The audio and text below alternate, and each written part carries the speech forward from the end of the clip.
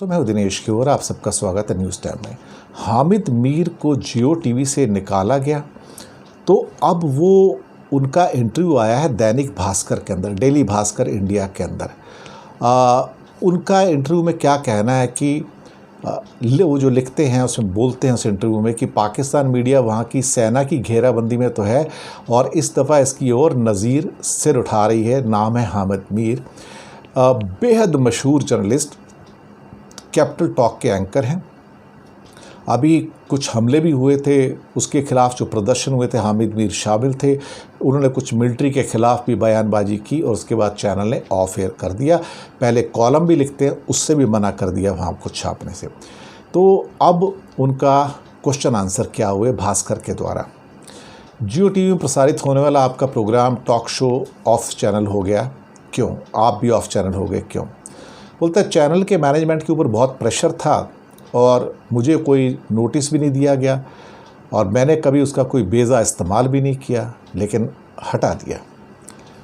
हामिद मीर से पूछा गया कि आपने तो बहुत सरकारें देखी हैं, तो मौजूदा हुकूमत को किस तरह से देखते हैं और पिछली सरकारों के मुकाबले मौजूदा सरकार के मीडिया से कैसे रिलेशन हैं। इनका कहना था कि मैं 2 बार पहले नौकरी गंवा चुका हूँ और 1994 में जब बेनज़ीर प्रधानमंत्री थी, प्राइम मिनिस्टर थी, तो और दूसरी बार 1937 में जब नवाज़ शरीफ पीएम थे तो मुझे एक न्यूज़पेपर से निकाल दिया गया था, पर मुझे दूसरी नौकरी मिल गई थी। मुशर्रफ के टाइम में भी 2 बार टीवी एंकरिंग मेरी बैन हो गई, लेकिन मुझे न्यूज़पेपर में लिखने से रोका गया। इस बार टीवी और न्यूज़पेपर दोनों में लिखने से रोक दिया गया। बीच में उनका एक कोट और आया हुआ है कि उन्होंने कहा था कि बाल गंगाधर तिलक, जो इंडिया की फ्रीडम स्ट्रगल के अंदर बहुत बड़े एक भारतीय क्या कह सकते हैं विचारक थे, वो कहते हैं कि बाल गंगाधर तिलक मेरे रोल मॉडल हैं।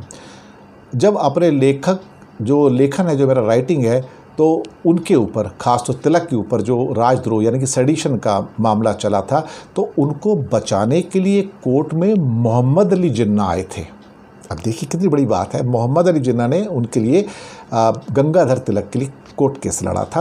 कहता अब जो है कोर्ट में मेरा बचाव जो करेंगे वो जिन्ना के जो फॉलोअर्स हैं वो मुझे बचाएंगे। वो उनका ये भी कहना है कि डेली जंग ने मेरा कॉलम पब्लिश करना बंद कर दिया है और पहली और आज की हुकूमत में फ़र्क इसी से समझ सकते हैं कि मुझे मास मीडिया में हर चीज़ के अंदर बैन कर दिया गया है और पहले ऐसा नहीं होता था और अब ये इमरान खान जो है देखा जाए तो लाचार हैं।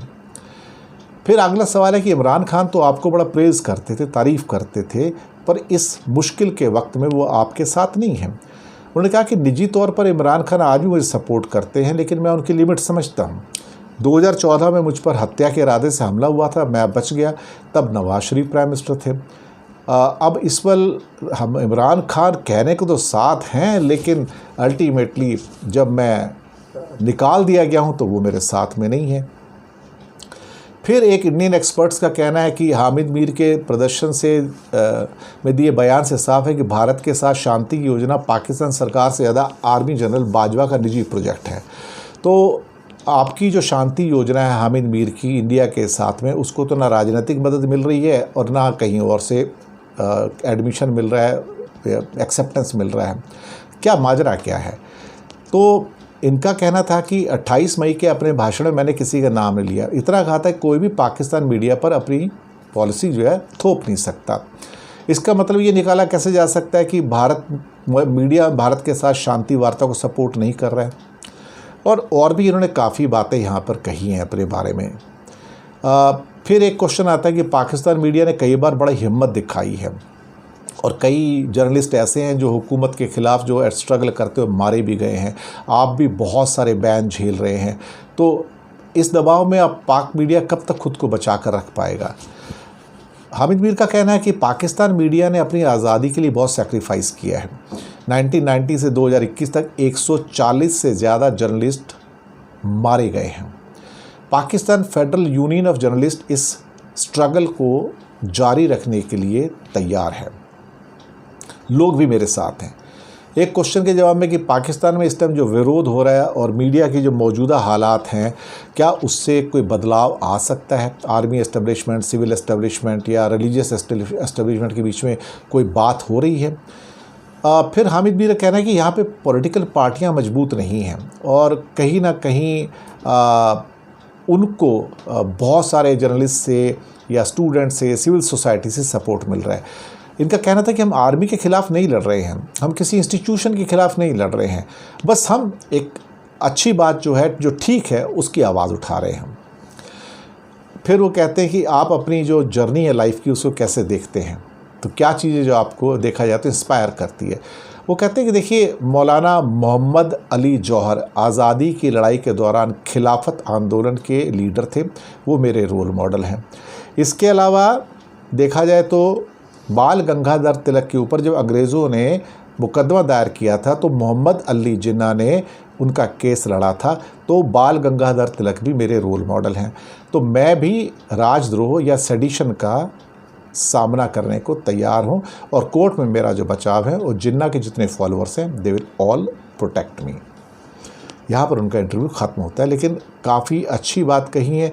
और कभी कभी ऐसा लगता है कि भारत के हालात भी बिल्कुल वैसे ही होते जा रहे हैं, और यहाँ भी बहुत सारे पत्रकारों को सेडिशन के अंदर उठाकर जेल में डाल दिया गया है। तो प्रेस फ्रीडम की जो ख़ास तौर से जो इंडेक्स आती हैं दुनिया में, उसमें भी भारत ऑलमोस्ट बॉटम पे आता है।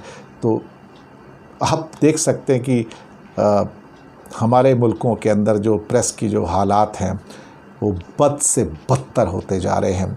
और हामिद मीर तो एक रिमाइंडर है कि हाँ, और भारत में अभी विनोद दुआ के ऊपर जो ख़ास तौर से देशद्रोह का मुकदमा चलाने की बात हो रही थी, जिसको कोर्ट ने खारिज किया है, तो कहीं ना कहीं देखा जाए तो चीज़ें जो हैं काबू से बाहर होती जा रही हैं, और प्रेस को जो दबाने की कोशिश है वो बहुत सारे मुल्कों में हो रही है। इसमें पाकिस्तान भी है और इंडिया भी है। शुक्रिया आपका।